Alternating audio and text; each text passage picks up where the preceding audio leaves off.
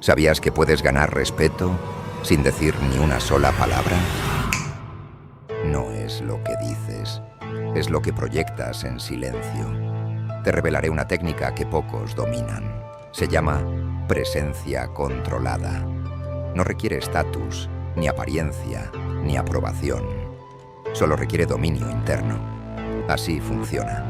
Cuando entres en un lugar, no mires rápido a todos. No sonrías de inmediato. No te muevas con prisa.